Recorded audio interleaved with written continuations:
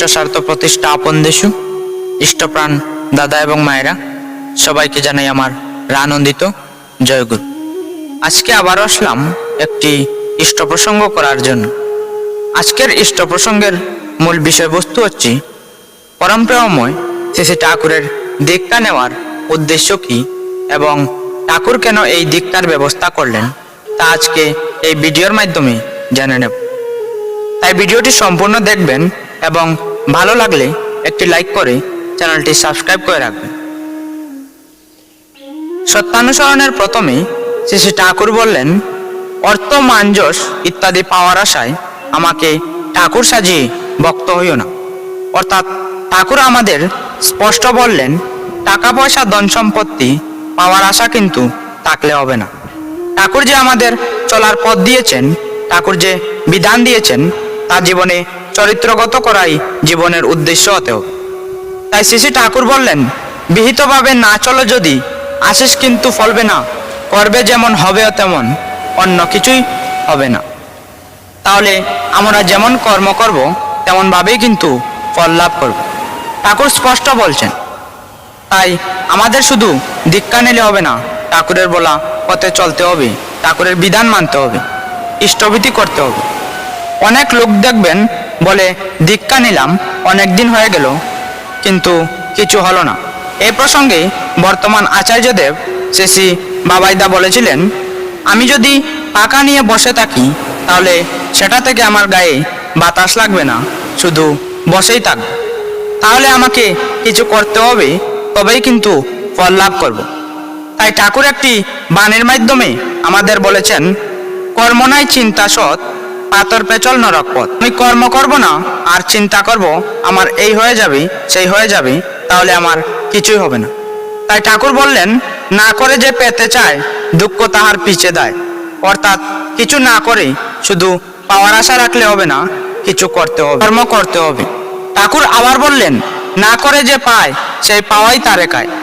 যেভাবে কুরুক্ষেত্রের পুণ্যভূমিতে ভগবান শ্রীকৃষ্ণ আমাদের কর্মযোগ বললেন, সেইভাবে আবার পরম প্রেমময় শ্রী ঠাকুর আমাদের এই দুটি বাণীর মাধ্যমে সমস্ত কর্মযোগ আবার মনে করিয়ে দিলেন। আজকে মোবাইল হাতে নিলেই সোশ্যাল মিডিয়ায় সামাজিক মাধ্যমে দেখবেন, কলকাতা যাদবপুর ইউনিভার্সিটির স্বপ্ননীলের কাণ্ড হোক বা কলকাতা আরজি কর হসপিটালের কাণ্ড হোক না কেন, এইসব ঘটনাই আমাদের চোখে পড়ছে।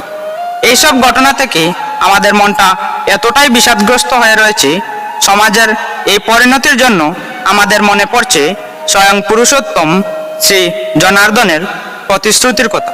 তিনি কুরুক্ষেত্রের পুণ্যভূমিতে বলেছেন, যদা যদা হি ধর্মস্য গ্লানির্ভবতি ভারত অভ্যুত্থানমধর্মস্য তদাত্মানং সৃজাম্যহম পরিত্রাণায় সাধুনা বিনাশায় চ দুষ্কৃতম ধর্ম সংস্থাপনার্থায় সম্ভবামি যুগে যুগে। আবার কলিযুগে শ্রী পুরুষোত্তম ভগবান এসে বললেন, ধর্ম যখন ওই বিপাকী বাহনে ব্যর্থ অর্থে দায়, প্রেরিত দ্বারায় আবির্ভূত হন, পাপী পরিত্রাণ পায়। সত্যিই এই পরিমণ্ডল, এই সমাজে মনুষ্যত্বের মূল বুনিয়াদ যে আস্তে আস্তে অবলুপ্তের পথে এগোচ্ছি তা কিন্তু আমরা দেখতে পাচ্ছি। তা কলকাতা আরজি কর হসপিটালের ঘটনা হোক না কেন বা করোনা ভাইরাস মহামারী হোক না কেন, কিন্তু এই কলিযুগে অনেক বড় বড় সংকেত দিচ্ছে। তাহলে আমরা যারা ঠাকুরের সৎমন্ত্রী, ঠাকুরের শ্রীপাদপত্নী আশ্রয় গ্রহণ করেছি, যারা আমরা নিজেদেরকে সৎসঙ্গী বলে পরিচয় দিই এবং সৎসঙ্গী হওয়ার চেষ্টা করছি, আমরা এই কলুষিত সমাজের জন্য কি করতে পারি? এর এক কথায় উত্তর শ্রী ঠাকুর সত্যানুসরণ গ্রন্থে দিয়েছেন।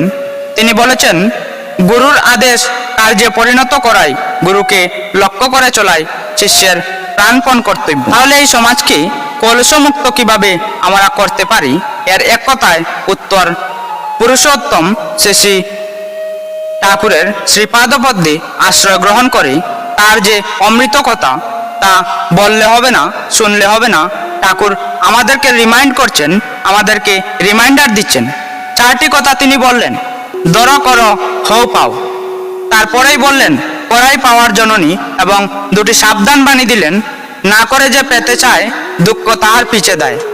আরও একটি সাবধান বাণী দিলেন, না করে যে পায় সেই পাওয়াই তারে খায়। তাই এই সমাজকে সুন্দর করতে হলে দয়াল শ্রী ঠাকুরের নাম সবাইকে বলতে হবে, ঠাকুরের বাণী সমাজে প্রচার করতে হবে, তবেই সমাজ কলুষমুক্ত হবে। তাই আলোচনাটি অনেক দীর্ঘায়িত হয়ে গেল। কোনো ভুল ত্রুটি হয়ে থাকলে ক্ষমা করবেন এবং ভালো লাগলে চ্যানেলটি সাবস্ক্রাইব করে ভিডিওটিতে একটি লাইক করে রাখবেন এবং কে কোথা থেকে দেখছেন কমেন্ট করে জানাবেন। জয় গুরু।